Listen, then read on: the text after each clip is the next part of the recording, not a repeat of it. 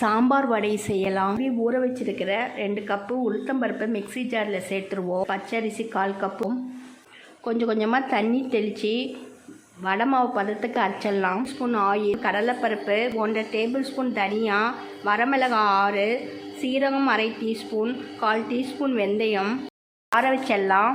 Mixie ஜாரில் சேர்த்துருவோம். கைப்பிடி அளவு தேங்காய், தண்ணி சேர்த்து மிக்சியில் நைஸாக அரைச்சிடலாம். ஸ்பூன் கடுகு, சின்ன வெங்காயம் 1 கப்பு, ஒரு பச்சை மிளகாய், தக்காளி 1, கறிவேப்பிலை விழுத சேர்த்துருவோம். இருக்கிற துவரம்பருப்பு 2 கப்பு, புளி கரைசல், தண்ணி அளவு, கல்லு, கொத்தமல்லி ரெடி ஆயிடுச்சு. அரைச்சாச்சு. மிக்சிங் பவுலில் சேர்த்துருவோம். சீரகம், தேவையான அளவு உப்பு சேர்த்து நல்லா கலந்து விட்டுடலாம். வடை மாவு ரெடி ஆயிடுச்சு. ஆயிலில் போட்டு பொரிச்சு எடுத்துடலாம். பக்கம் வெந்துருச்சு, திருப்பிடலாம். ஃப்ரை பண்ணியாச்சு. இப்போ எடுத்துடலாம். பொரிச்சு வச்சிருக்கிற வடையை சாம்பாரில் கொட்டிடலாம். ஷோட் பண்ணிடலாம். தூவிடலாம். கொத்தமல்லி இது போல் ட்ரை பண்ணி பாருங்கள்.